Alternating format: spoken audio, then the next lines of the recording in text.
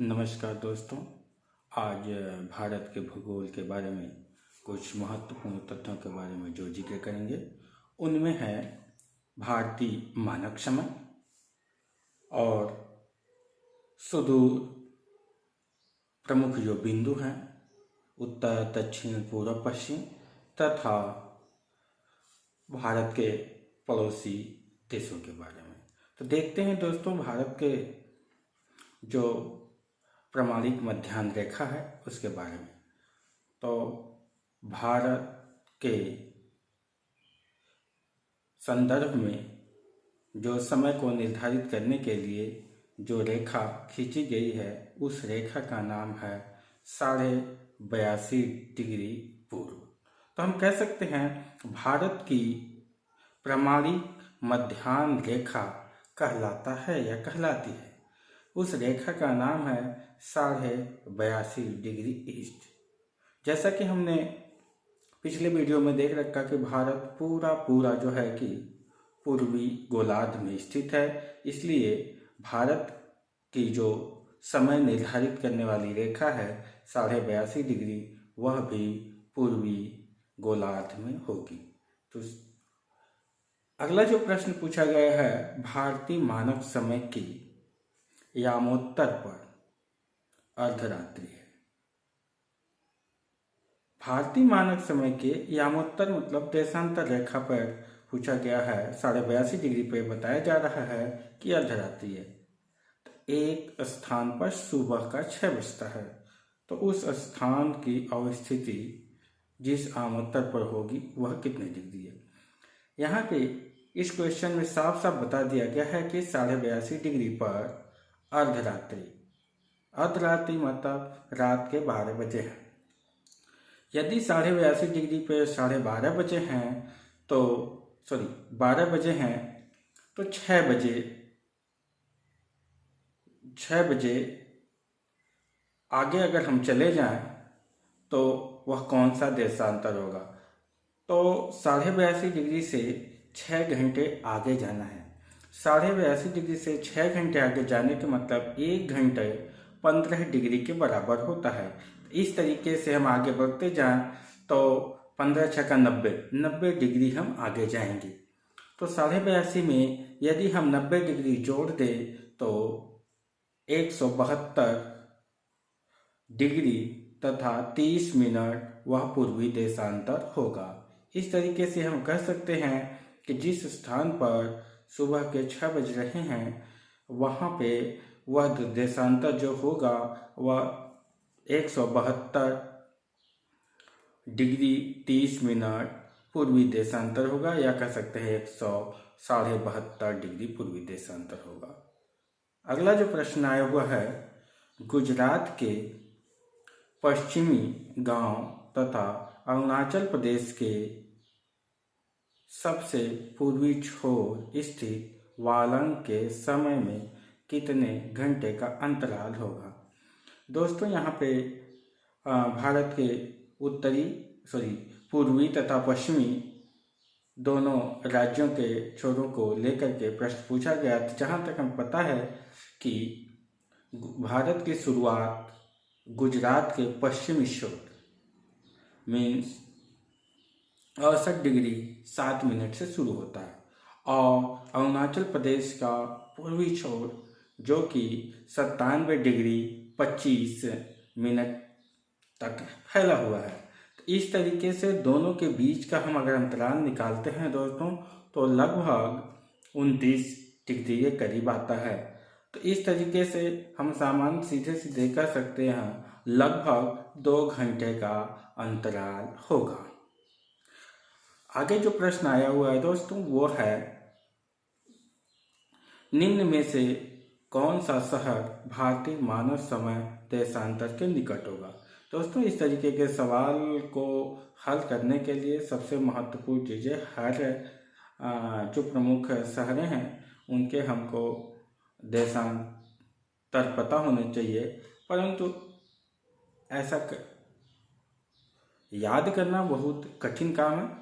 परंतु कुछ अनुमानों में जैसे कि शहर का नाम दिया है रीवा, सागर, उज्जैन, होशंगाबाद। ये चारों शहर जो है कि देखा जाए तो मध्य प्रदेश के हैं। तो इन चारों शहरों में जो हमारे भारतीय मानक समय के सबसे निकट जो शहर आता है वह रीवा शहर है। अगले प्रश्न में, यदि भारतीय मानक समय के अनुसार पूर्वाह्न के 10 बजे हैं तो 92 डिग्री पूर्वी देशांतर पर शिलांग का स्थानिक समय क्या होगा? भारतीय मानक समय कहने का सीधा सीधा सा तात्पर्य है कि 82.5 डिग्री पर 10 बजे हैं। यदि 82.5 डिग्री पे 10 बजे हैं तो 92 डिग्री पूर्वी देशांतर पर क्या समय होगा? जैसा कि हम जानते हैं कि एक डिग्री जब हम आगे को शिफ्ट होते हैं, 1 डिग्री शिफ्ट होने में समय हमें 4 मिनट लगता है। तो इस तरीके से हम यहाँ देख सकते हैं कि 82.5 डिग्री से हम 92 डिग्री तक पहुँचने में हमको कितना डिग्री शिफ्ट होना पड़ेगा। तो यहाँ पे 92 में से अगर हम 82.5 को माइनस कर दें तो 9.5 डिग्री के करीब आएगा। यदि हम 9.5 डिग्री को टाइम में चेंज कर दें तो 9.5 डिग्री मतलब 38 मिनट के इक्वल होगा। तो यदि 82 डिग्री पे 10 बजे हैं तो 92 डिग्री पर 9.5 डिग्री हम आगे जाएंगे। इसका मतलब कि 38 मिनट और आगे समय होगा। तो हम देख सकते हैं कि वहाँ पे उस समय 10:38 पूर्वाह्न हो रहा होगा। अगले प्रश्न में, यदि भारतीय मानक समय यामोत्तर पर मध्याह्न है तो 120 डिग्री पूर्वी देशांतर का स्थानीय समय क्या होगा? 82.5 डिग्री पर बहुत ही क्लियर करके बता दिया गया है कि मध्याह्न मतलब दिन के 12 बजे हैं। 82.5 डिग्री पे 12 बजे हैं तो 120 डिग्री पर क्या समय होगा? यदि हम 82.5 से 120 डिग्री तक जाएं तो हमें और 37.5 डिग्री आगे जाना पड़ेगा। यहाँ हम 120 में से 82.5 को माइनस करके हम ये आसानी से निकाल सकते हैं कि हम कितने डिग्री आगे जा रहे हैं। तो हमारा 37.5 डिग्री आ जाएगा और 37.5 डिग्री को यदि हम समय में कन्वर्ट करते हैं तो 15 डिग्री बराबर 1 घंटा होगा और 30 डिग्री बराबर 2, 7.5 डिग्री बराबर आधे घंटा मतलब 2.5 घंटे हम आगे हो जाएंगे। तो यदि 82.5 पर 12 बजे हैं तो 120 डिग्री पर 2:30 हो रहे होंगे। अगला प्रश्न, भारतीय मानक समय रेखा 82.5 डिग्री कितने राज्यों से होकर गुजरती है? ये भी प्रश्न काफ़ी इम्पोर्टेंट है, कई बार यूपीएससी की परीक्षाओं में आया हुआ है। और दोस्तों ये सभी प्रश्न जो हमने सेलेक्ट कर रखे ये यूपीएससी परीक्षाओं से ही रिलेटेड है। तो इसमें देखते हैं 5 राज्यों से। 5 राज्यों में जो नाम आता है, पहला राज्य है उत्तर प्रदेश। 82.5 डिग्री उत्तर प्रदेश से गुजरेगी। और मध्य प्रदेश, छत्तीसगढ़, उड़ीसा तथा आंध्र प्रदेश, मतलब 5 राज्यों से 82.5 डिग्री रेखा गुजरती है। अगला प्रश्न है, भारतीय मानक समय रेखा किस नगर से होकर के गुजरती है? वैसे देखा जाए छोटे मोटे नगरों से तो बहुत सारे नगरों से गुजर सकती है। जो भारतीय परिदृश्य में प्रमुख जो शहर जो नाम लिया जाता है उस शहर का नाम जनरली नैनी, जो इलाहाबाद के पास में स्थित है, तो इसका हम नाम लेते हैं नैनी इलाहाबाद। तो भारतीय मानक समय जो के सबसे क्लोजेस्ट जो नाम आता है शहर का नाम वो नैनी इलाहाबाद। और अगला प्रश्न, भारतीय मानक समय रेखा तथा ग्रीनविच माध्य समय रेखा के बीच का अंतर। भारतीय मानक समय रेखा 82.5 डिग्री, जबकि ग्रीनविच माध्य समय रेखा 0 डिग्री। 0 से यदि हम 82.5 डिग्री ईस्ट में आते हैं तो कितना समय आगे होंगे दोस्तों? 15 डिग्री बराबर 1 घंटा होता है, तो 82.5 डिग्री 5.5 घंटे के बराबर होगा। क्योंकि हम ईस्ट में जा रहे हैं तो समय प्लस होता जाएगा, यदि हम ईस्ट से वेस्ट में जाएंगे तो समय माइनस होता है। तो यहाँ पे भारतीय मानक समय ग्रीनविच माध्य समय रेखा से 5.5 घंटे आगे होगा, मतलब भारत में 5:30 बज रहे होंगे।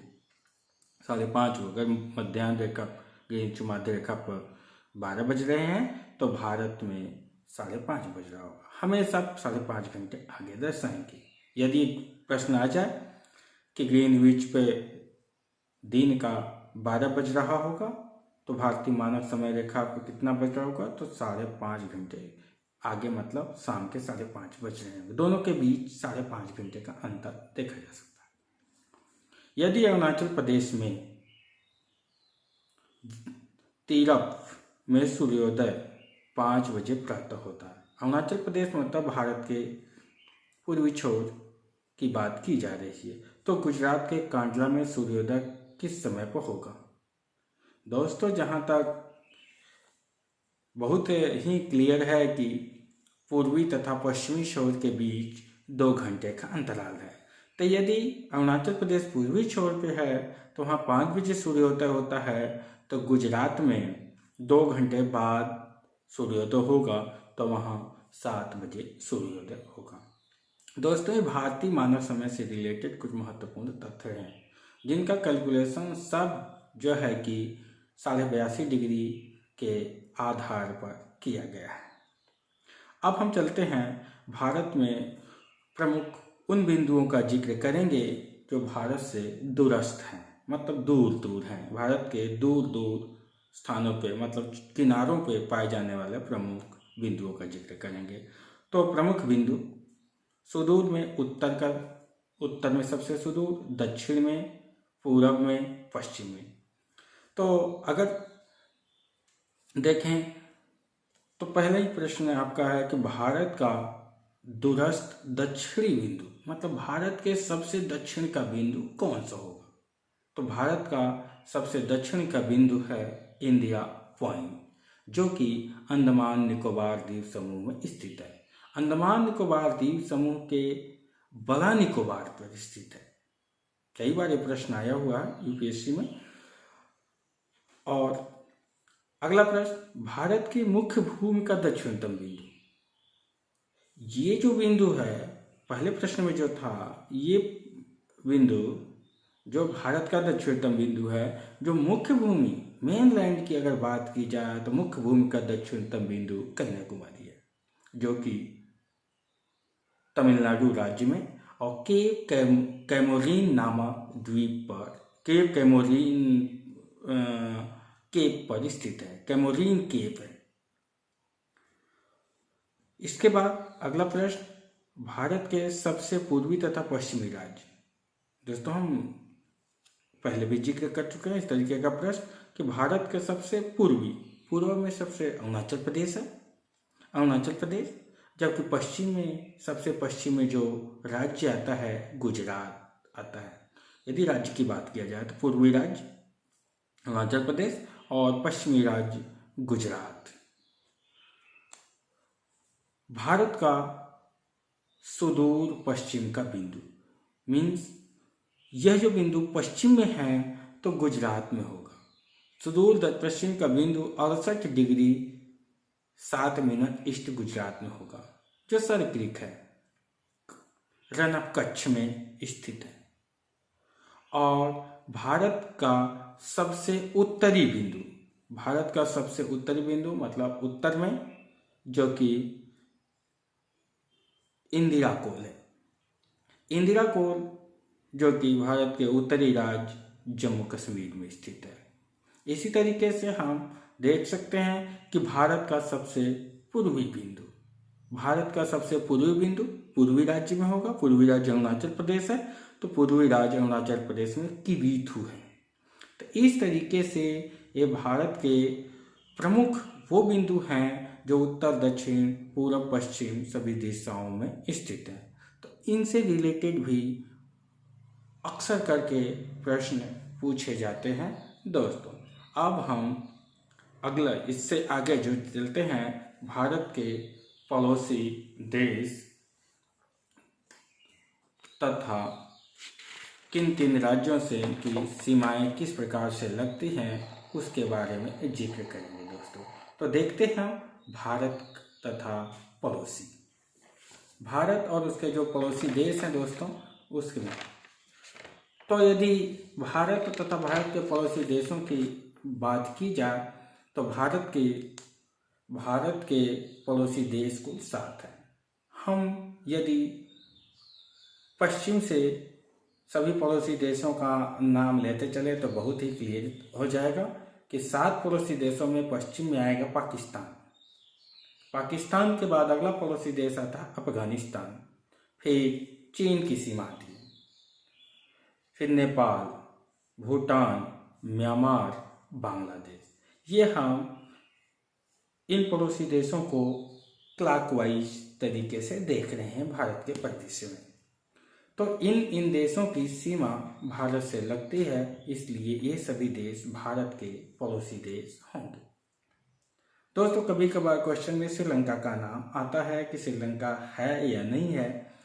दोस्तों भारत की मुख्य भूमि श्रीलंका से नहीं लगती है, इसलिए उसको हम भारत के पड़ोसी देशों की श्रेणी में नहीं रखते।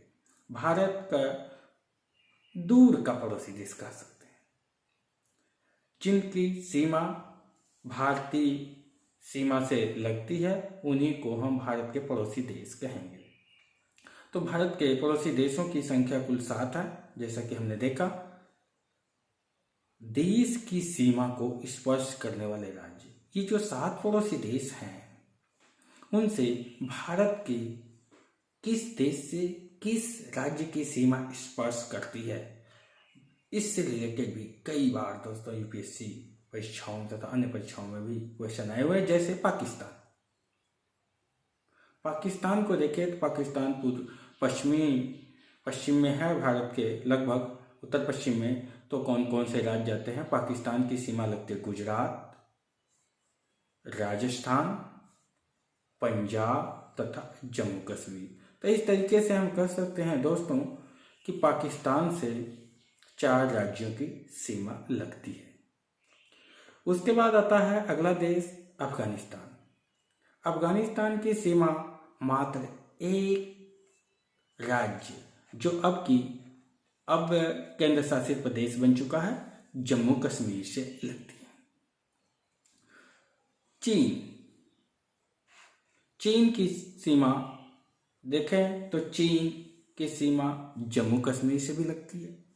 हिमाचल प्रदेश, उत्तराखंड, सिक्किम तथा अरुणाचल प्रदेश, मतलब चीन की सीमा 1 2 3 4 5 राज्यों से लगती है।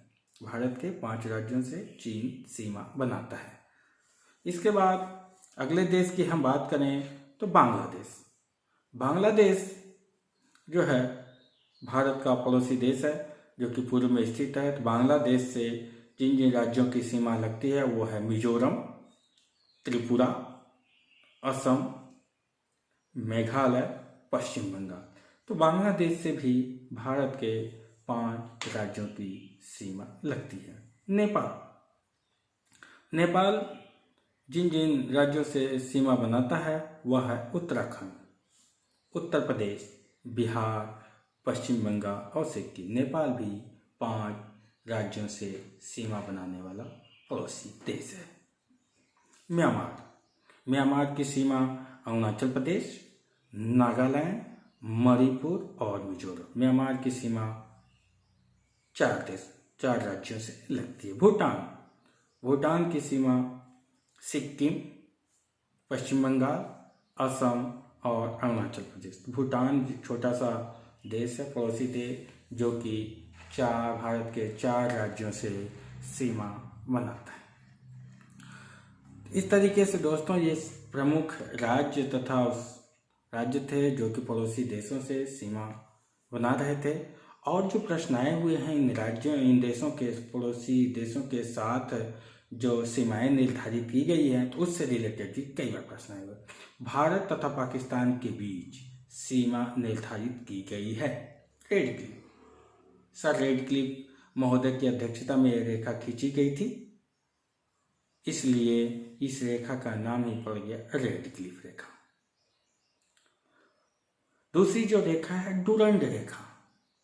डुरंड रेखा जो सीमा बनाती है भारत और अफगानिस्तान के बीच में, प्रमुख रेखाओं में रेड क्लिफ नाम आता है जो भारत और पाकिस्तान के बीच सीमा बनाती है, और डुरंड रेखा भारत और अफगानिस्तान के बीच।